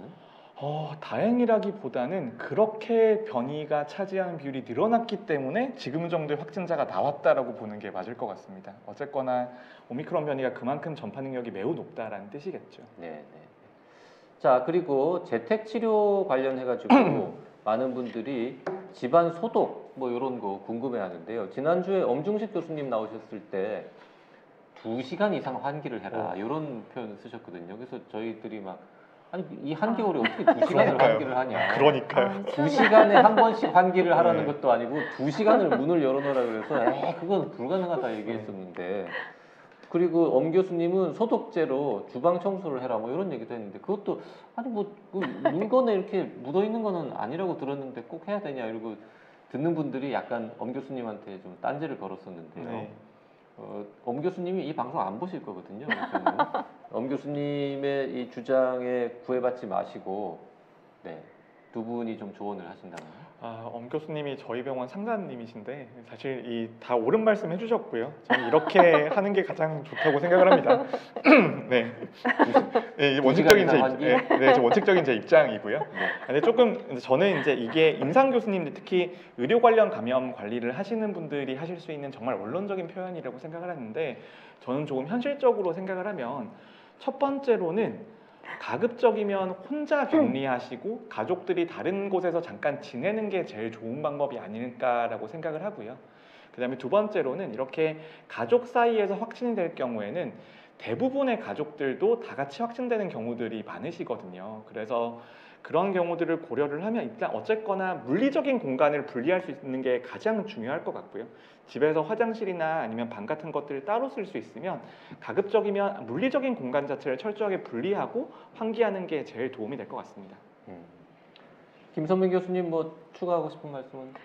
네. 원칙적으로 이제 2시간 환기를 하자는 것은 이제 아무래도 그 겨울이라서 자주 환기를 하기가 매우 어렵기 때문에 한번 이제 했을 때 이렇게 전반적으로 환기가 잘 하게 하는 게 중요하다는 아마 그런 취지로 말씀하셨던 것 같고요.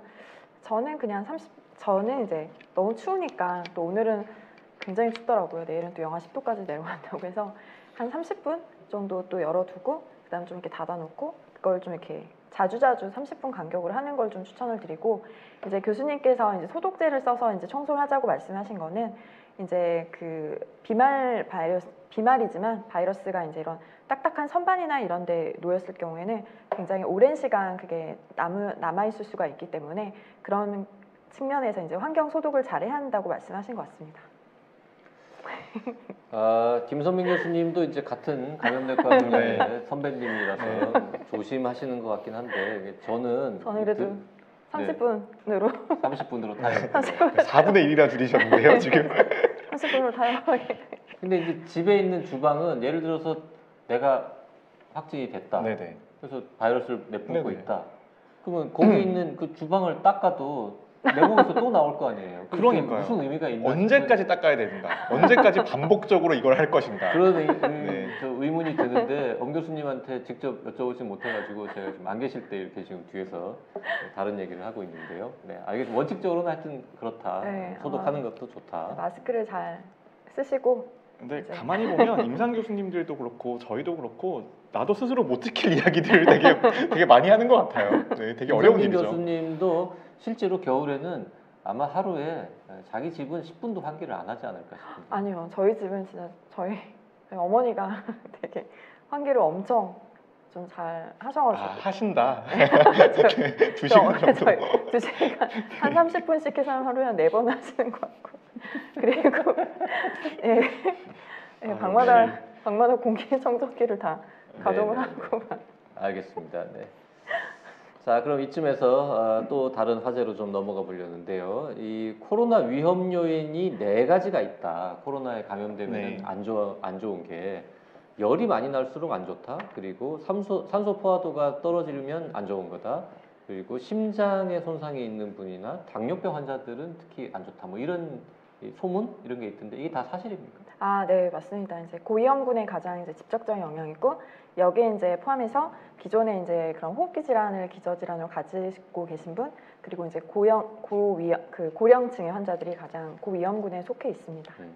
그 열이 많이 나면은 이게 아무래도 코로나가 좀 위중증으로 갈 확률이 높다고 볼 수 있는 거예요? 그러니까 저희가 이제 위중증을 평가하는 방법 중에 이제 뭐 38도 이상의 발열 그리고 이제 호흡수가 뭐 30배 이상 그리고 이제 혈압이 좀 떨어진다든지 아니면 이제 그런 산소 포화도 수치가 뭐 94% 미만 이런 여러 가지 수치를 다 종합해서 판단을 하는 거기 때문에 이제 발열이 더 있는 것은 조금 더 힘들고 그럴 수는 있지만 그 하나만 가지고 이제 다른 또 수치들이 안정적이라면 그것만 가지고 중증으로 진행한다고 바로 판단하기는 어려울 것 같고 근데 또 그런 건 있습니다. 이제 열이 많이 나면 숨쉬기가 좀 가쁘고 이렇게 힘들어지는 그런 건 좀 같이 동반될 수가 있겠습니다. 네.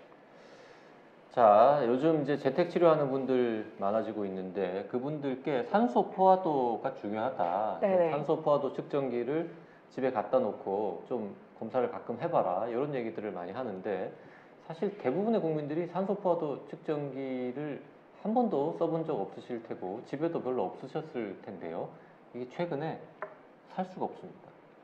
품귀 현상입니다. 네네. 그리고 가격도 굉장히 많이 올라서 원래 이게 한 3만 원 내외 그리고 뭐 아주 싼 거는 뭐 2만 원짜리도 네. 있고 그랬는데 최근 저희가 방송을 위해서 하나 사보려고 알아보니까요 8만 원, 10만 원 이렇게 비싸졌더라고요. 그럼 이거는 이번에 얼마 주고 사신? 그래서 저 제작진이 제작비를 아끼기 위해서 전국 아니 서울 시내 수십 군데 약국에 전화를 해가지고요.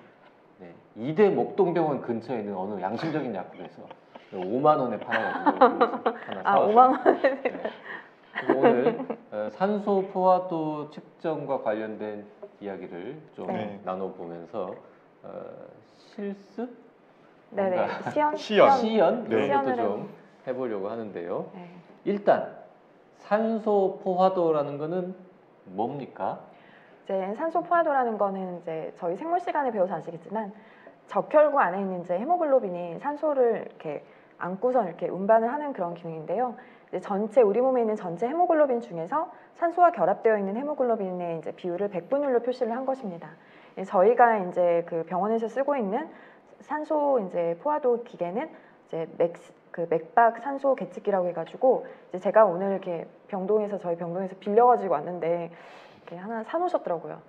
그리고 제가 저희 수 선생님이 되게 깨끗하게 닦아주셨는데 이거 방송 나간다고 하니까 이런 경우는 이제 휴대용이고 병원에서 쓰는 거는 이제 이렇게 동그랗게 말아가지고 이렇게 큰 모니터랑 같이 이렇게 보는 그런 방법입니다. 근데 이 원리는 이제 보면은 이렇게 전원을 이렇게 누르면 안을 이렇게 열어보면 이렇게 빛이 나와요. 그러니까 두 개의 이제 LED를 이용을 해서 이제 이 빛이 이렇게 투과되면서 이제 이렇게 빛이 있거든요. 자, 보이시죠? 반짝반짝. 그래서 이제 이게 산소와 이제 결합된 헤모글로빈과 산소와 결합하지 않은 헤모글로빈 사이에 이제 빛의 투과율의 차이를 이용을 해서 이제 그거를 수치로 표현을 해주는 것입니다. 네. 네, 아무튼 뭐 복잡한 얘기는 잘 모르겠고 네네. 산소가 혈액 속에 충분히 네. 들어 있는지를 확인하는 건데 보통 이제 저희 같이 이제 건강한 사람들은 이렇게 딱 꽂으면 바로 이제 뭐 99 나오는 게 표준인 거죠. 아, 이제 보통은 그 연령과 이제 기저질환, 뭐 폐질환이라든지 그런 거, 그리고 이제 빈혈이 있으신 분이라든지 아니면 이제 저처럼 이렇게 좀 수족냉증이 있는 그런 분들은 좀 이런 게 감지가 잘 안 될 수가 있어서 그런 변수를 좀 반영을 하시긴 하셔야 되는데, 그래도 이제 혈액 검사를 일일이 할 수는 없으니까 그것에 이제 어느 정도 비례해서 확인할 수 있는 비침습적인 검사입니다. 지금 뉴스에 보면 94 밑으로 떨어지면 네네. 좀 안 좋은 거다, 위험하다, 뭐 병원에 연락해라 이런 얘기 네네네. 하는데 보통 특별히 아프지 않은 사람들이 이걸 꽂았을 때 94가 나오는 경우는 사실상 거의 없잖아요. 네네. 그러니까 정상인 분들은 이제 95에서 100% 정도가 일반적인 거고요. 이제 만성 폐쇄성 호흡기 질환이라든지 폐섬유화증이라든지 그런 기저질환을, 폐 쪽에 기저질환을 가지고 계신 분들은 90%, 85에서 90%까지도 증상 없이 이제 있으면 저희가 정상으로 보긴 하지만 일반적인 경우에서는 95% 정도 건강한 성인이라면 그렇게 유지가 되어야 합니다. 네. 지금 제가 방송하면서 이게 꽂아봤는데, 네, 99, 네, 맥박 71. 네. 방송 중이라서 맥박이 평소보다 약간 높게 네. 나옵니다. 맥박 72회가 보통 정상 맥박이 60에서 100회 사이인데. 저 꽂으면 보통 60 나오거든요. 아, 네. 어쨌든 저는 지금 잘 나오고 있는데, 네네. 뭐 두 분도 아마 해보면 당연히 이제 98, 99 나올 텐데, 네. 이게 지금 재택 치료하는 환자의 이 산소 포화도를 우리가 좀 수시로 재보자라고 하는 이유는 네네. 그게 뭔가 큰 의미가 있는 거예요. 다른 뭔가 증상이 열이 난다거나 뭐 이렇게 몸이 힘들다거나 이런 것보다도 네네. 이게 좀 먼저 시사하는 바가 있어요. 이 숫자가? 네, 이제 코로나 그 감염으로 인해서 이제 폐에 손상이 오게 되면 이제 산소 포화도와 비례해서 이제 좀 떨어질 수가 있는데, 이제 이런 코로나 중증 코로나로 진행을 하는 환자에서도 본인의 그런 호흡곤란을 이렇게 느끼지 못하시는 분들도 굉장히 많으시더라고요. 그래서 그런 분들을 이제 현장에서도 많이 경험을 하고, 그래서 이제 고령층의 그런 증상이 모호하신 분들이 자가 체크를 위해서라도 그 체온과 이런 산소 포화도를 측정하는 것은 매우 중요할 것 같습니다. 네. 인터넷에서 산소 포화도 측정기 많이 팔던데 아무거나 사면 되느냐 이런 질문 하시는 분들이 있는데 네.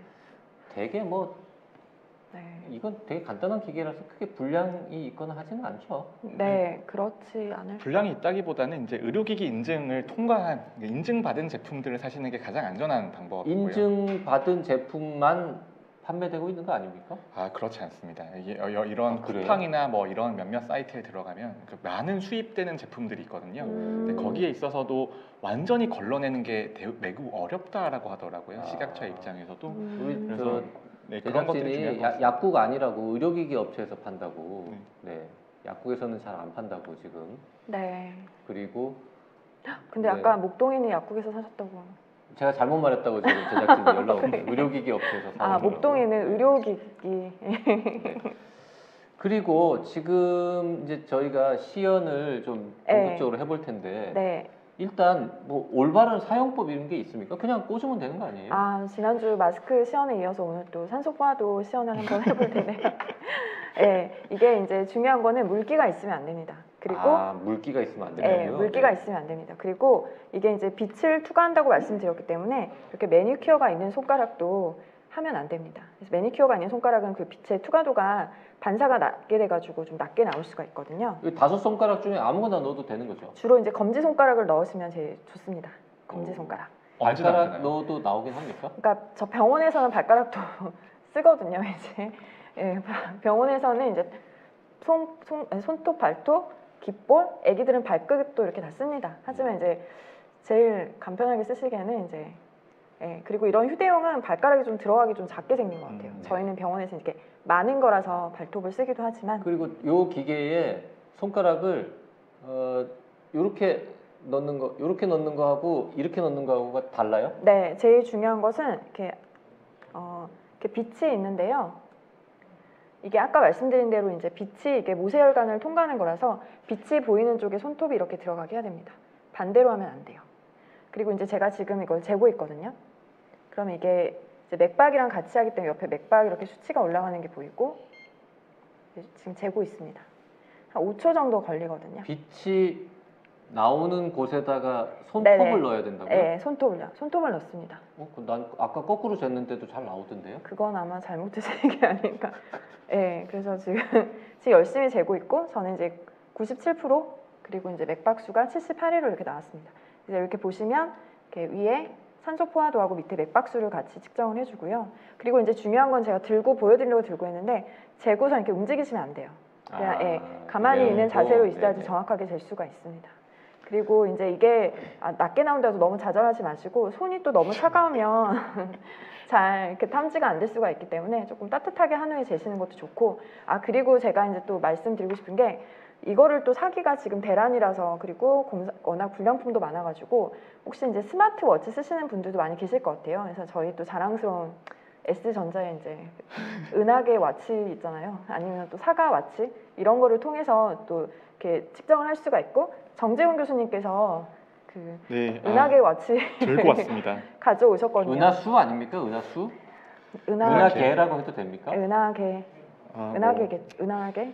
근데 최근에 보면은 핸드폰에도 그렇고 여기 스마트워치에도 여러 가지 기능들이 탑재되기 시작했는데요. 그 중에 대표적인 주자로 들어온 게 이 산소 포화도 측정하는 기능들이 많이 들어왔었거든요. 그래서 핸드폰에서도 보면은 뒤에 이 LED 조명이 붙어 있는 기기 버전들이 있어요. 그리고 그 버전들에서도 산소 포화도 측정이 가능하고 그 다음에 여러 가지 이런 시계들, 전자시계 관련된 것들에서도 산소 포화도 측정이 가능하거든요. 그런데 이게 전문 의료기기만큼의 성능은 아니지만 그래도 측정했을 때 어느 정도 안 하는 것보다는 훨씬 더 나은 상태이기 때문에 재택치료 중이신 분들 같은 경우에는 그러면은 이런 기기들이 네. 있다라면 이 기기를 활용을 해서 산소 포화도를 한번 재보시는 거는 매우 도움이 될 수 있다고 생각합니다. 지금 저도 새롭게 발견한 건데요. 이게 대부분의 기계들은 다 이렇게 생겼는데 빛이 저희가 우연의 일치인데요. 빛이 나오는 곳이 하나는 아래쪽에 붙어 있고 하나는 위쪽에 붙어 있습니다. 그래서 기계에 따라서 어떤 거는 이렇게 넣는 게 더 정확하고 어떤 거는 이렇게 넣는 게 더 정확한데 그러니까 중요한, 실제로 해보면 큰 차이는 없기는 합니다만 그러니까 중요한 것은 이제 그 손톱면이 불빛이 나오는 곳에 향하게 네. 그래야지 이제 모세혈관을 더 투과를 하니까요. 네. 원칙적으로는 불빛이 반짝반짝하는 곳에 손톱을 닿게 하는 게 손톱을 정확한 닿게 하는 게 측정이라는 겁니다. 정확합니다. 그리고 이제 김 교수님 원래 매니큐어 잘 안 칠하시는 네, 분인데 오늘 촬영 때문에 하나에만 지금 칠했거든요. 네. 거기다가 한번 꽂아보죠. 네네네. 어떻게 되는지. 아까 이제 그 매니큐어 안 칠한 손톱을 꽂았을 때는 98 나왔단 말입니다. 네, 매니큐어를 칠한 손톱을 넣어서 실제로 얼마나 낮게 나오는지 한번 간단한 실험을 해보겠습니다. 네네. 지금 조금 제가 이제 기다려야 됩니다. 네, 좀 5초 정도 기다려야 됩니다. 네. 여기서 99 나오면 되게 웃기겠죠? 그럼 제 손톱이 잘못된 걸로. 기계가 잘못됐을 수도 있고. 네네, 나왔습니다. 94%예요. 많이 떨어진 걸로 94, 나오네요. 95까지 오르긴 했지만. 네, 그래서 빨리 내려야 네. 94%입니다. 그래서 제가 이제 이거를 이렇게 아까 와서 매니큐어를 좀 칠했는데요. 이 매니큐어가 있는 것은 좀 이렇게 산소 포화도가 적게 측정될 수가 있고 예전에 그런 얘기 많이 들으셨을 거예요. 제가 어렸을 때 들었던 얘기인데 이렇게 수술할 때 이렇게 뭐 봉숭아 물을 들이면 매니큐어는 지울 수가 있는데 봉숭아 물은 지울 수가 없으니까 손톱을 수술하려면 뽑아야 된다 막 그런 얘기를 제가 어렸을 때 듣고 너무 무서워서 그 후로 봉숭아 물을 안 들인 적이 있는데 절대 뽑지는 않고요. 이제 그런 경우는 이제 저희 그 귀에다 댑니다. 귓볼에 병원에서는. 그러니까 그런 오해는 조금 좀 해소시켜드리고 싶었습니다. 지금 검지 손가락만 측정 가능하냐고 누가 질문하셨는데 아까 말씀드렸다시피 아무 손가락이나 넣어도 되긴 하는데요. 가운데 손가락 넣으면 약간 욕하는 것 같잖아요. 그러니까 검지나 약지나 엄지 넣어도 됩니다. 엄지가 아주 크지 않으신 분은 그냥 엄지 손톱 넣어도 잘 나오고요. 네. 그렇습니다. 그리고 이거 뭐 저 아까 팔을 막 흔든다거나 네. 이런 것도 안 좋다고 네네. 가만히 네네. 있어야 네, 된다. 가만히 네네. 안정된 그랬고요. 자세에서 측정하셔야 됩니다. 그 매니큐어를 칠하면 하여튼 산소 포화도가 한 네. 4, 5 정도는 네, 툭 좀- 떨어지는 거를 네네. 저희가 네네. 지금 확인을 했습니다. 네, 그래서 매니큐어를 칠하지 않은 손가락으로 꼭 측정을 하시는 게 좋을 것 같고, 이제 만약에 이제 매니큐어를 손에 다 칠했는데 좀 지우기가 그렇다 하시면 발가락에 이제 맞는 것에 조금 해보셔도 될 것 같습니다. 그 봉숭아물 칠하면 손톱 뽑아야 된다는 네. 얘기 하셨더니 뽀그리님이랑 그린이님이 자기도 들어봤다고. 네. 그러는데 그래서 아, 저한테 그 흔한 괴담인가 저는 봐요. 없을 때 전 너무 무서웠어요 그게. 그래가지고 안 뽑는다고. 예, 안 뽑습니다. 저거를 김선민 교수 말고 정재훈 교수나 사회자가 매니큐어를 발랐으면 더 재밌었겠다 이런 댓글도 나오는데 정 교수도 한번 바를까요? 아, 네, 뭐 저는 뭐 방송을 위해서라면 다 할 수 있습니다. 네. 네, 여기 빨간색 있는 거 하나 좀 바르고. 네, 옆에서 바르고 있을게요. 네. 예, 셀프로 바르세요. 바르고 아까 저 정 교수도 측정 한번 네, 해보세요. 지금 네, 한번 하고 하시고. 있을게요. 네네. 지금 예, 반대편을 일단 비교해가지고 보여주시면 될 것 같아요. 아, 제가 이런 거는 진짜 잘 못해가지고 손 대면 다 고장 나고 막 그러거든요. 그리고 지금 우리 전 정말 하기 싫은데 제작진이 자꾸 이거 해보라는데요. 숨을 참으면 산소 포화도가 진짜 떨어지느냐? 떨어집니다. 이거는 떨어지긴 하는데 한참 참아야 돼요. 한 1분 이상 참으면 이게 이제 떨어지는 모습이 보입니다. 아, 제가 1분째 참고 있습니다. 아니, 일단 지금 매니큐어 칠했어요? 아니요, 숨 참고 주고 있는데요. 숨 참고 있다고? 그럼 말을 하는데 무슨 숨을 참고 있어요? 여기 벌리고 이렇게 어렵거든요. 근데 참 숨 참는 게 1분이 진짜 어떻게 보면 별거 아닌 시간이지만 자, 지금 우리 정 교수하고 저하고 숨 1분 동안 참고 있을 테니까 그동안 김선민 교수께서 알아서 무슨 얘기를 하면서 시간을 좀 때워주십시오. 네, 근데 이제 제가 숨을 한번 참아보죠. 그 네. 5분만 머리로 가는 산소가 이렇게 줄어들어도 치명적인 뇌 손상이 올 수가 있거든요. 그래서 저는 1분 참는 거는 조금 비추하는데요. 지금 네, 1분 참으신 분 99% 나오셨습니다. 1분 참고 떨어지신 거예요? 90%? 네. 숨을 참으면 떨어집니다. 인증. 이거를 이렇게 세우셔야 될 것 같아요. 이제 박재영 주관님을 힘드네요. 제가 진행을 하겠습니다. 이제 박재영 주관님.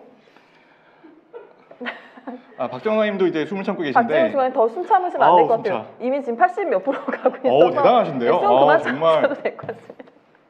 이제 그만 참으세요. 근데 그- 94네요. 아래는 펄스고, 네, 94네요. 네.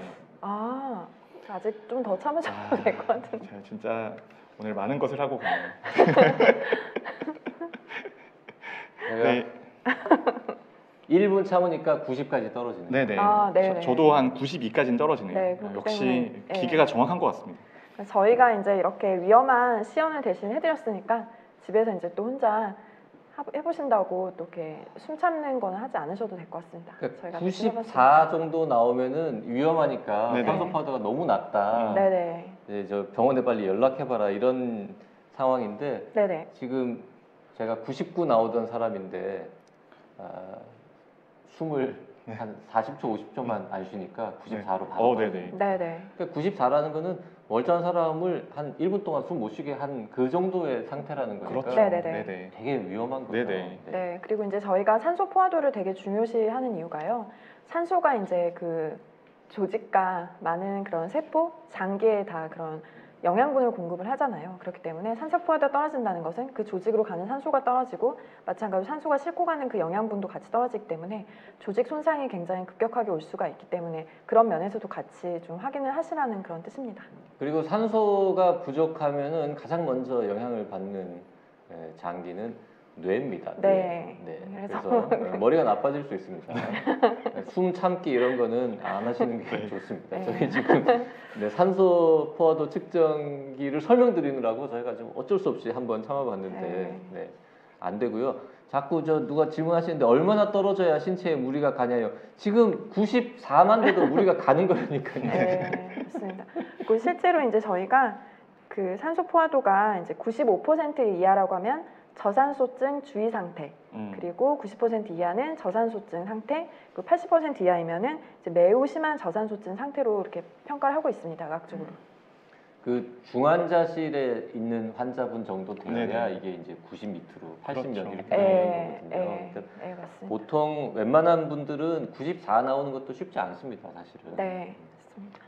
그 우리 그냥 평범한 입원 환자인데 산소 포화도 측정했는데 94가 나왔다 그러면은 임상의사 입장에서는 굉장히 기분 나쁘죠. 왜 저렇지? 이러고. 네. 그렇죠. 이제 그때부터 이제 막 이분이 왜 숨이 안 차는데 왜 이렇게 산소 포화도가 낮지 하면서 이제 막 모든 원인을 이제 찾기 시작을 하고, 병동에서 이제 응급 상황입니다. 네. 네.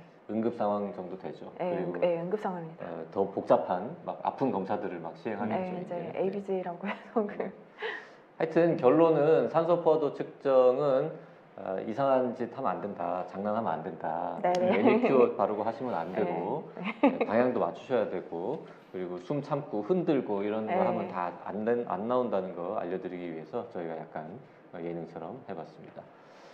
자, 마지막 코너로 코로나 핑크라는 게 있는데요. 이게 뭐냐면 불안하고 우울한 코로나 시대, 우리 보통 코로나 블루라고 얘기를 하는데 그래도 이 와중에 뭔가 긍정적인 부분도 조금씩 있다. 그래서 그거를 이제 저희 제작진이 좀 찾아왔는데요. 코로나 핑크 시간입니다. 사진 보시겠습니다. 코로나 이후 경조사에는 꼭 필요한 곳만 참석한다. 네. 라는 직장인이 10명 중에 6명 가까이 됐다는 겁니다. 일자리 플랫폼 벼룩시장에서 지난해 조사한 내용입니다. 그리고 월 평균 경조사비가 코로나 이전보다 5만 원 정도 줄었다고 합니다. 이 두 분은 코로나 이후에 경조사비 지출이 뭐 늘거나 줄거나 한 게 있습니까? 저는 굉장히 많이 줄어든 것 같아요. 일단 기본적으로 결혼을 미루는 사례들도 굉장히 많아졌었고, 그리고 직장에서의 그 인원 제한들이 걸렸었잖아요. 100명 제한, 200명 제한들이 여러 달 걸리면서 그 인간관계 안에서 200등 안에 든다라는 게 굉장히 어려운 일이라는 거를 잘 알게 됐습니다. 그래서 그 실제로 결혼식장에서 초청을 받는 경우들도 줄어들고, 아무래도 축의금이라고 하는 게 현장에 가서 식사를 하게 되면 조금 더 많이 내고 오는 경향들이 있잖아요. 하지만 이제 뭐 비대면으로 참석을 한다거나 마음만 전하거나 뭐 그렇게 되는 경우에는 훨씬 더 금액이 줄어드니까 그런 부분에서는 뭐 어떻게 보면 긍정적인 현상인 것 같습니다. 김선민 교수는 왜 웃습니까, 갑자기? 아니요. 지금 코로나 핑계 대고 참석 안 한 지인의 결혼식 이런 게 생각난 모양입니다. 저는 그러니까 말씀하신 게, 저는 이제 반대로 안 가거나 이제 안 가는 건 아니고, 그러니까 안 가는 건 아닙니다. 이제 못 가는 그런 상황이기도 하고, 사실 좀 가끔 안 갈 때도 있긴 한 게, 이제 누구나 제가 코로나 환자를 보는 감염내과 의사인 걸 알기 때문에 그냥 제가 어느 모임에든 등장하면 별로 좋아하지 않는 분들이 꽤 있으세요. 그래가지고 이제 못 가거나 안 가는 경우도 있고, 저는 이제 그럴 때는 이제 좀 이렇게 마음을 담아서 더 좀 많이 보내고 있거든요. 그 돈을 더. 그래서 저는 조금 더 지출이 늘었어요? 네, 저는 조금 더 늘었습니다. 친하게 지내야겠네요. 그 경조사에 돈을 더 많이 낸다니. 두 분의 성향 네. 혹은 뭐 인성 이런 게 좀 드러나요. 나 인성이 바닥이 드러난. 정재훈 교수는 내가 밥을 안 먹는 대신에 돈만 보내니까 또 조금 보내는 경향이 있고, 그렇죠. 김선빈 교수는 내가 직접 가서 축하해주지 못하고 돈만 보내니까 미안해서 오히려 더 보내게 된다. 시청자 대단하신데요? 여러분은 아니요. 정재훈 교수 쪽인가요? 아니면은 김선빈 교수 대단하신데요? 쪽인가요? 네. 아니요. 제가 이제 그렇게 생각을 하게 된 게, 이제 어려운 그런 작년에 저도 이제 개인적으로 저희 집에 그런 조사가 있었는데, 그때 이제 그런 일을 겪어 보니까 그때 이제 해주셨던 많은 분들 보면서 되게 많은 생각을 하게 됐거든요. 그래서 이제 저도 그런 경험을 하고 나서 그렇게 한 거예요. 네네. 근데 지금 주제가 이게 줄어서 핑크다라는 주제잖아요. 그렇죠. 네. 그런데 김선민 교수님은 더 많이 낼 수 있어서 행복하다라는 걸로 가고 있는 거 아닌가요? 아니 근데 지출이 줄어든 것도 좋은 일이지만 사실 약간 좀 안 가도 될 것 같은 관계인데 초청 받았을 때 그게 좀 애매한데, 그럴 때 자연스럽게 안 갈 수 있는 핑계가 생겼다라는 게 좋은 점이라는 거죠.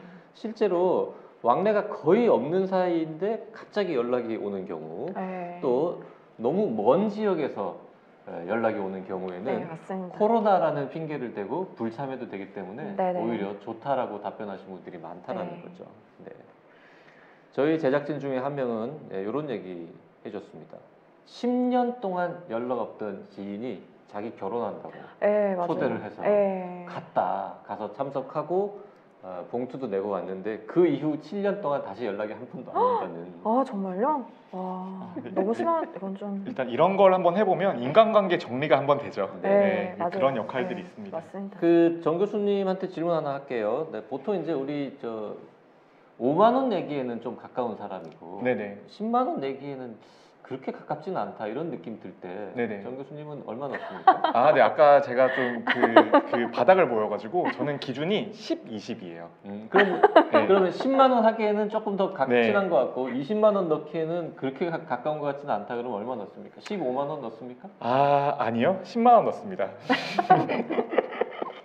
알겠습니다. 아, 20만 원이 아니잖아요. 20만 원 아니잖아요. 네네. 그러니까 기준은 항상 이렇게 내림하는 것이지 올림하는 게 아니다. 아, 네. 통계적으로. 그럼 아. 저분하고 나하고의 이 친밀도는 한 17만 5천 원 정도의 관계다. 그러면 그럼 10만 원인 되는 거죠. 거군요. 20만 원이 아니잖아요. 알겠습니다. 네, 굉장히 중요한 겁니다. 네네. 엄격한 기준이죠. 음. 실무율이라고 합니다. 네, 알겠습니다. 아마 아까 정재훈 교수님께서 경조사 비용이 평소보다 줄었다고 하셨는데 예, 저의 디폴트 값은 그보다 더 낮은 금액이었기 때문에 아마 교수님이 평소에 훨씬 더 많은 금액을 하셨을 것 아, 같습니다. 너무 착하신 것 같아요. 이런 것도 다 실드를 쳐주시다니.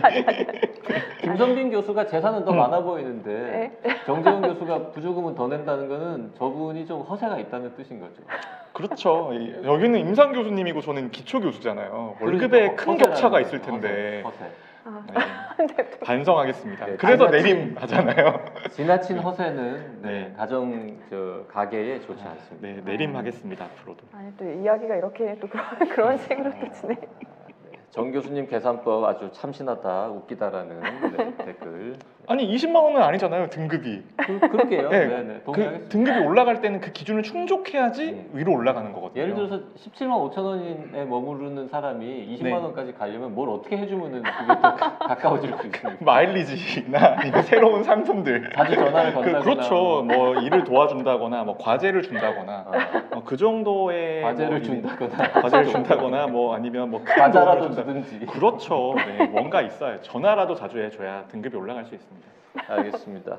저희가 그 아침 라이브는 좀 보도 중심, 그리고 오후 라이브는 교양, 그리고 저녁 라이브는 약간 예능처럼 진행해 보려고 했는데요. 코로나 관련해 가지고 너무 헛소리를 많이 한 방송이 아닌가 약간 걱정됩니다만 모두가 힘든 상황, 좋은 점도 좀 찾아내 보고 이 와중에 서로 또 유머도 좀 주고받으면서 긍정의 힘으로 마음의 면역력을 높여보는 건 어떨까 합니다. 두 분 오늘 고생하셨습니다. 정재훈 교수님, 김선빈 교수님과 함께했습니다. 네, 감사합니다. 감사합니다.